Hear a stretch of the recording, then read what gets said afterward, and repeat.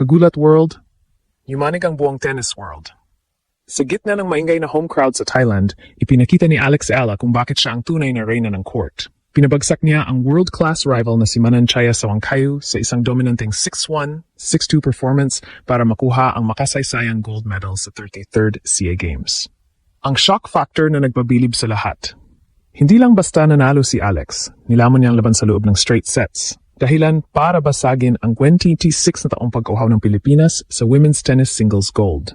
Ito ang bunga ng kanyang heroic stand na nagsimula pa nung siya ay flag bearer pa lamang ng ating delegasyon. Ang conflict dito ay hindi biro. Hinarap ni Alex ang matinding pressure bilang top seed habang nasa likod ng kaniyang kalaban ang libo-libong Thai fans sa kanilang sariling teritoryo. Ngunit sa halip na manghina, lalong nag-init ang kaniyang Alex Ala brand ng paglalaro, palaban, disiplinado, at puno ng puso. Maging ang viral moment kung saan may sumigaw ng "Will you marry me" ay hindi nakasira sa kaniyang focus. Ang kaniyang global impact ay selyado na bilang world rank number 52 at ang tagumpay na ito ay patunay na siya na ang arguably most popular at pinakamagaling na sports personality sa Pilipinas at sa buong ASEAN ngayon. Ito ang tunay na Pinoy pride. Isang makasaysayang ginto na isusulat sa mga pahina ng ating kasaysayan mula nang huli tayong magwagi noong 1999. Mula sa kaniyang masterclass victory hanggang sa kaniyang mapagkumbabang pasasalamat, si Alex Ala ay tunay na gawa sa ginto. Handa na ba ang mundo sa susunod na kabanata ng ating tennis queen patungong 2028 LA Olympics? Paano nga ba naging mental game ang laban na ito para kay Alex sa kabila ng mga distraction sa paligid? At ano ang sikretong mensahe ni Alex matapos niyang ipinta ang watawat ng Pilipinas sa kaniyang mukha sa harap ng libo-libong Thai fans? Huwag alis dahil himayin natin ang bawat detalye ng kaniyang golden match. Ang hapon ng December 18, 2025 sa National Tennis Development Center sa Thailand ay hindi lang naging saksi sa isang tennis match. Ito ay naging entablado para sa isang masterclass na isinulat ng ating pambato na si Alexandra Alex Ala. Bit-bit ang bigat ng pagiging tournament top seed at ang pressure ng isang bansang nauuhaw sa ginto. Pumasok si Alex sa court na may dalang kakaibang aura.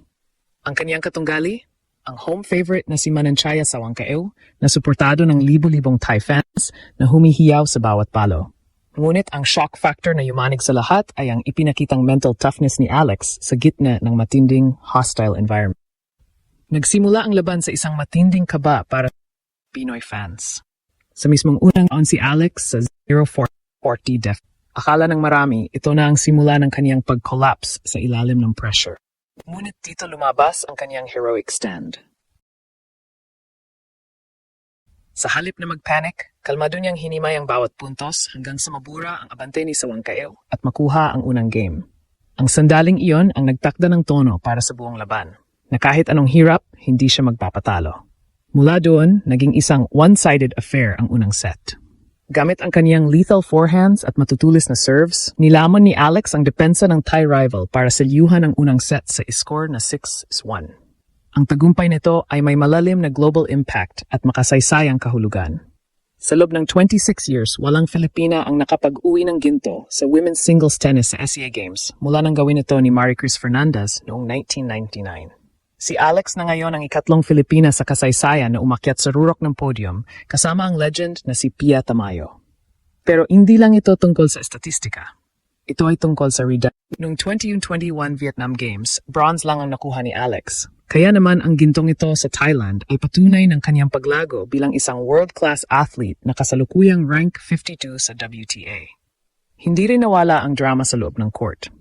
Hinarap ni Alex ang ilang questionable calls mula sa linesman na 3 beses na na-overrule ng umpire. Sa kabila ng mga distractions ito at ang tila sinadyang mahabang break matapos ang unang set, nanatiling matatag ang kaniyang authentic na disiplina.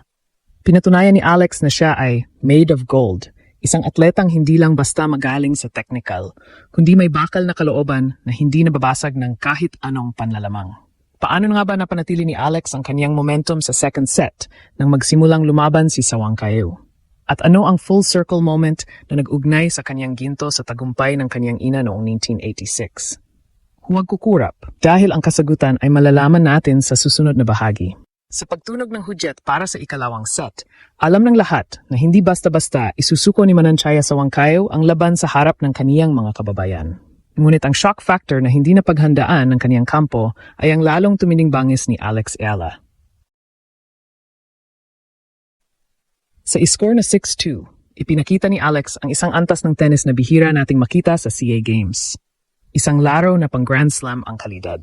Sa kabila ng pagtatangka ng Thai player na baguhin ang kaniyang ritmo at maging mas agresibo, nanatiling matatag ang depensa at opensa ni Alex. Ang kaniyang authentic na disiplina sa court ang nagsilbing kuta laban sa anumang comeback na balak ng host nation. Dito natin nakita ang tunay na conflict ng laro. Sa bawat puntos na nakukuha ni Huancayo, yumanig ang stadium sa hiyawan ng mga Thai fans, pilit na ginugulo ang focus ng ating pambato. Ngunit kaya ng isang batikang veterano sa WTA Tour, ginamit ito ni Alex bilang gasolina. Sa bawat matinding rally, maririnig kanyang pamosong, "Let's go Alex, let's go." Isang self-motivation technique na naging viral na rin sa social media. Ang kanyang heroic stand ay hindi lang laban sa kanyang katunggali, kundi laban sa buong stadium na nagnanais na makita siyang matalo. Sa bawat ace at cross-court winner, tila pinatatahimik ni Alex ang kaniyang mga kritiko at pinatutunayan na ang kaniyang WTA rank 52 ay hindi lang basta numero, kundi bunga ng kaniyang husay. Ang sandali ng kaniyang pagkapanalo ay isang pagsabog ng emosyon. Nang tumama ang huling bola na hindi na naibalik ni Huancayo, lumuhod si Alex sa gitna ng court. Isang imahe ng tagumpay na magiging bahagi na ng ating Pinoy Pride Forever. Ang kaniyang unang ginawa, ang tumingin sa kaniyang pamilya at sa kaniyang team. Ang kaniyang bond sa kaniyang mga magulang na laging nasa gilid ng court ang nagbigay ng kulay sa kaniyang sakripisyo. Hindi rin matatawaran ang kaniyang global impact. Sa kaniyang winning moment, ipinakita niya ang kaniyang pagiging darling of the crowd nang lapitan niya ang kaniyang kalaban para sa isang mahigpit na yakap at pakikiramay. Isang kilos na nagpapakita ng kanyang tunay na pagkatao sa kabila ng kanyang kasikatan. Ang kanyang pagdiriwang ay lalong naging makahulugan nang ipinta niya ang watawat ng Pilipinas sa kanyang mukha. Sa harap ng libo-libong dayuhan, buong giting niyang iwinagayway ang ating bandila, hudyat na ang 26 years na paghihintay ay tapos na. Ito ang golden age ng Philippine tennis at si Alex Eala ang nangunguna sa revolusyong ito. Ang kaniyang tagumpay ay nagsisilbing inspirasyon na ang isang atletang Pilipino, basta't may tamang disiplina at suporta, ay kayang maghari sa kahit anong sulok ng mundo. Sa kabila ng tamis ng gintong ito, ano nga ba ang susunod na plano ni Alex para sa kaniyang career? Totoo nga ba ang mga balitang ito na ang CA Games Gold ay panimula lamang ng kaniyang paghahanda para sa isang mas malaking misyon sa 2028 LA Olympics? At ano ang naging reaksyon ng kaniyang mga rival sa WTA matapos mabalitaan ang kaniyang dominasyon sa Asia?